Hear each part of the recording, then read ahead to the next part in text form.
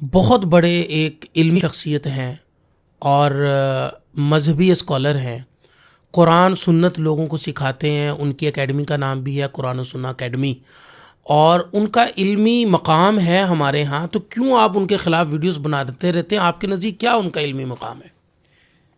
دیکھیں، جہاں تک آپ نے بات کی ہے کہ ان کا علمی مقام ہے، جی وہ تو جو آدمی بھی ہمارا فیس بک پیج دیکھے گا جی یا یوٹیوب چینل پر دیکھے گا، جیسا کہ آپ نے تذکرہ کیا جی کہ میرے کلپس بنے ہوئے ہیں، جی تو ان کا علمی مقام ان کا واضح ہو جائے گا۔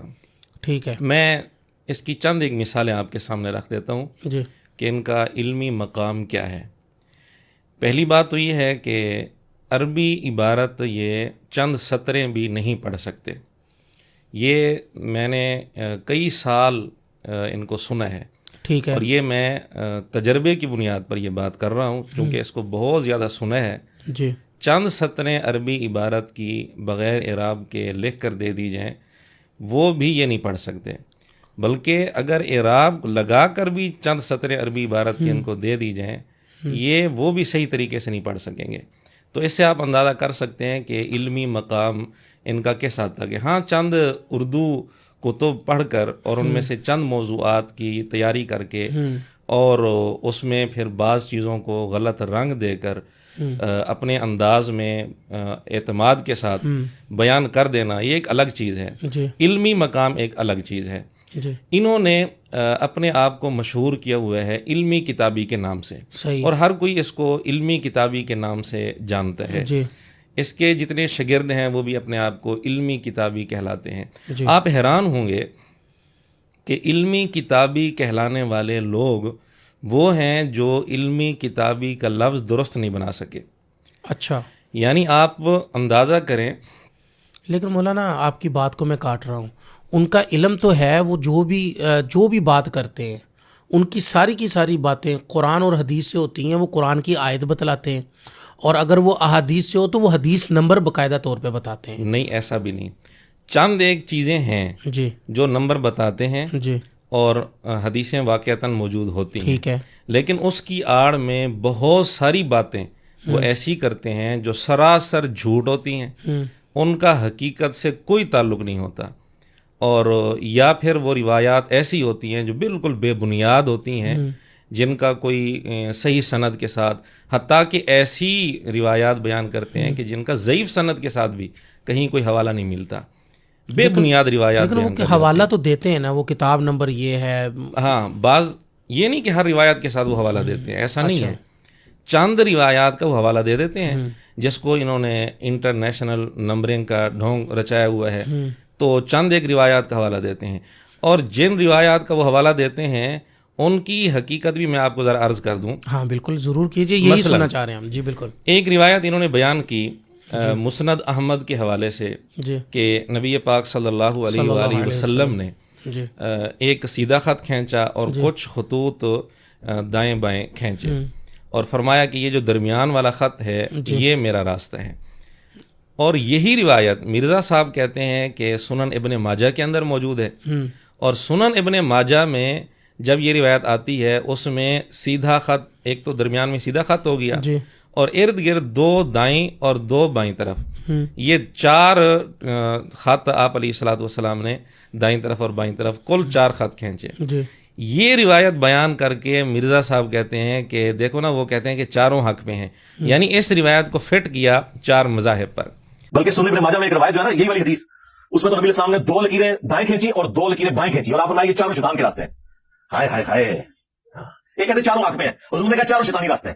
ٹھیک ہے۔ اب اس پر پہلی بات تو یہ ہے کہ انہوں نے سنن ابن ماجہ کا سکین بھی دے دیا، حدیث نمبر بھی شو کر دیا، لیکن بڑا افسوس کا مقام ہے، اس روایت کی سند میں ایک راوی ہے مجالد۔ اچھا، یہ مجالد راوی محدثین کا اتفاق ہے کہ یہ راوی ضعیف ہے، اس کو بہت سارے محدثین نے ضعیف لکھا ہے، حتیٰ کہ آپ حیران ہوں گے کہ مرزا صاحب کے سامنے ٹیبل پر جو مشکات رکھی ہے، اچھا، اس مشکات کی تخریج میں حاشیے میں حافظ زبیر علی زئی صاحب، جن کو مرزا اپنا استاد اور اپنا شیخ کہتے ہیں، انہوں نے 12 جگہ اس راوی کو ضعیف لکھا ہے۔ اب یہ بات اس کی وضاحت نہیں کی مرزا صاحب نے. دیانت کا تقاضا یہ تھا کہ اگر یہ روایت بیان کی تھی، پہلی بات تو یہ ہے کہ مرزا صاحب کو یہ روایت بیان ہی نہیں کرنی چاہیے تھی، کیونکہ مرزا صاحب کا اصول ہے، وہ خود کہتے ہیں کہ جب صحیح احادیث کا ذخیرہ ہمارے پاس اتنا موجود ہے کہ عمر نوح بھی مل جائے وہ ذخیرہ ختم نہیں ہوگا، پھر وہ کہتے ہیں ہمیں ضعیف روایات کی ضرورت کیا دین سیکھنے کے لیے. تو سوال یہ ہے کہ پہلی بات تو یہ ہے کہ یہ روایت بیان نہیں کرنی چاہیے تھی. اگر کر دی تھی تو کم از کم انہیں چاہیے تھا کہ وہ بتا دیتے کہ اس کی سند کمزور ہے، اس کے اندر ایک راوی ضعیف ہے، لیکن یہ بھی نہیں بتایا. اور جتنی دفعہ یہ روایت بیان کی ہے، ایک دفعہ بھی انہوں نے ساتھ یہ بات نہیں بتائی کہ اس کے اندر مجالد راوی ضعیف ہے.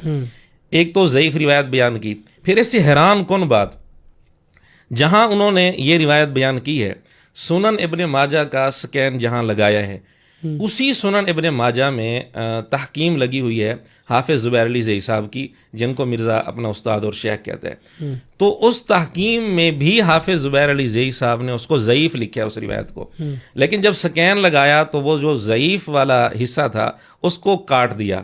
اچھا، اب دیکھیں ایک عام آدمی جب دیکھے گا کہ مرزا صاحب روایت بیان کر رہے ہیں اور دیکھو جی نمبر بھی شو کر رہے ہیں اور سکین بھی دے رہے ہیں، تو وہ اتنی تحقیق کون کرتا ہے؟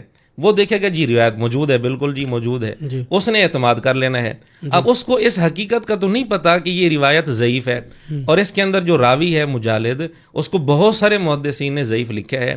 اور مرزا صاحب کے سامنے جو ٹیبل پر رکھی ہے مشکات، اس کے اندر 12 جگہ اس کو ضعیف لکھا ہے. ویسے تو مرزا صاحب علماء پر طنز کرتے ہیں کہ علماء جی شوکیسوں میں کتابیں رکھ لیتے ہیں اور پڑھتے نہیں ہیں، تو یہ علماء گدھوں کی طرح ہیں. تو وہ علماء جو علم سے استفادہ نہ کریں وہ گدھے کی مثال ہے. تو میرا پھر سوال یہ ہے کہ جس راوی کو مرزا صاحب کے سامنے رکھی ہوئی ٹیبل پر 12 جگہ ضعیف لکھا ہوا ہے، تو اس کو بیان کرنا، اور اس کا مطلب یہ ہے کہ مرزا صاحب نے نہیں پڑھی وہ کتاب. اگر پڑھی ہے تو پھر اس کا مطلب یہ ہے کہ انہوں نے خیانت کی ہے اور منافقت کی ہے کہ یہ روایت بیان کی اور اس کا ضعف بیان نہیں کیا. تو اس لیے ایک تو یہ روایت ضعیف ہے. اس سے اندازہ کریں کہ اس طرح کی کتنی روایات ہوں گی جو مرزا نے بیان کی اور ان کا ضعف بیان نہیں کیا. اس کی بہت ساری مثالیں اور بھی میں پیش کر سکتا ہوں. دوسری بات، اس ضعیف روایت کی بنیاد پر چاروں مذاہب کو مرزا نے شیطانی مذاہب کہا ہے. اچھا، شیطانی مذاہب اس ضعیف روایت کی بنیاد پر. اچھا، امت میں آج تک کسی نے بھی اس حدیث کا مصداق 4 مذاہب کو قرار نہیں دیا. تو حدیث کے اندر تحریف بھی ہے. ایک تو روایت ضعیف بیان کی، پھر اس کے اندر بھی تحریف کر دی. اچھا، آپ یہ کہنا چاہتے ہیں کہ مرزا صاحب جو ہے نا، وہ جو بھی بات کرتے ہیں وہ اس کے اندر اپنے پاس سے کچھ چیزیں ایڈ کر دیتے ہیں یا کچھ چیزوں کی تعریف کر دیتے ہیں؟ ایڈ بھی کرتے ہیں اور حذف بھی کرتے ہیں، ڈیلیٹ بھی کرتے ہیں. میں دونوں کی آپ کو مثال دے دیتا ہوں اور بخاری سے دے دیتا ہوں. ٹھیک ہے. صحیح بخاری میں جو ایڈ کرنے کی میں آپ کو مثال دیتا ہوں. بخاری کا نام لے کر مرزا صاحب ایک واقعہ بیان کرتے ہیں فتح مکہ کے موقع کا، کہ جی فتح مکہ کے موقع پر نبی پاک صلی اللہ علیہ وسلم کی خدمت میں سیدنا بلال رضی اللہ تعالیٰ عنہ آئے. باقی لوگ جہاں اپنے رشتہ داروں کی سفارش کر رہے تھے، تو سیدنا بلال رضی اللہ تعالیٰ عنہ نے وحشی رضی اللہ تعالیٰ عنہ کے بارے میں کہا کہ آپ علیہ الصلوۃ والسلام کی خدمت میں عرض کیا کہ آپ مجھے اجازت دیں، میں جا کر وحشی کو سمجھاتا ہوں، اس کو ترغیب دیتا ہوں اور اسلام کے لیے اس کو تیار کرتا ہوں. تو نبی پاک صلی اللہ علیہ وسلم نے اجازت دے دی اور سیدنا بلال رضی اللہ تعالیٰ عنہ گئے، وحشی رضی اللہ تعالیٰ عنہ کو سمجھایا، ترغیب دی اور ان کو لے کر نبی پاک صلی اللہ علیہ وآلہ وسلم کی خدمت میں آ گئے. اب یہ بات بخاری کے حوالے سے مرزا صاحب بیان کر رہے ہیں. آگے پھر وہ واقعہ بیان کیا کہ وحشی رضی اللہ تعالیٰ عنہ حضور علیہ السلام کی خدمت میں آئے، تو آپ علیہ الصلوۃ والسلام نے پوچھا کہ آپ وحشی ہو، اور پھر وہ انہوں نے اسلام قبول کیا. آپ نے فرمایا کہ اندر میرے سامنے نہ آنا. اگلی بات تو ہے صحیح بخاری میں، لیکن مرزا صاحب نے بخاری کا نام لے کر پہلی بات اس میں ایڈ کی ہے کہ سیدنا بلال رضی اللہ تعالیٰ عنہ کا حضور علیہ الصلوۃ والسلام سے یہ عرض کرنا کہ میں جا کر واشی کو سمجھاتا ہوں، اور پھر واشی کو جا کر ان کا سمجھانا اور واشی کو لے کر آنا، حضور کی خدمت میں پیش کرنا، یہ ساری بات بخاری کے اندر نہیں ہے. بات کروں گا جو ان کے لیے بہت بڑی پھکی ہے. صحیح بخاری میں حدیث ہے، واشی نے فتح مکہ کے موقع پر اسلام قبول کر لیا. ویسے تو بھاگ کے وہ طائف چلا گیا تھا. حضرت بلال حبشی بھی چونکہ حبشی تھے، واشی بھی حبشی تھا. اچھا، یہ کہیں اور بھی نہیں. بلکہ آپ حیران ہوں گے بخاری کے علاوہ بھی کسی بھی حدیث کے اندر یہ نہیں ہے. ہاں یہی بات میں پوچھنا چاہ رہا ہاں یہ مرزا صاحب اکثر فلموں کے بھی حوالے دیتے ہیں اور فلمیں بڑی غور سے دیکھتے ہیں, انتہائی بڑی دقت نظر سے دیکھتے ہیں. کسی فلم کے اندر یہ کوئی سین دکھایا گیا ہو وہ الگ بات ہے, لیکن ہمیں کسی حدیث کے اندر یہ بات نہیں ملی. اچھا یعنی کہ یہ حضرت بلال حبشی رضی اللہ تعالیٰ عنہ کو حضور علیہ الصلوۃ والسلام کے پاس جانا, حضرت واشی کے لیے سفارش کرنا, کہیں پر بھی یہ بالکل نہیں ہے, کسی حدیث میں نہیں ہے, کسی حدیث میں نہیں کسی حدیث میں. اور یہ حضرت واشی وہی ہیں جنہوں نے جو حضرت امیر حمزہ رضی اللہ تعالیٰ عنہ کے پہلے قاتل تھے, بعد میں یہ اسلام لے آئے. اسلام قبول. بالکل ایسے ہی ہے.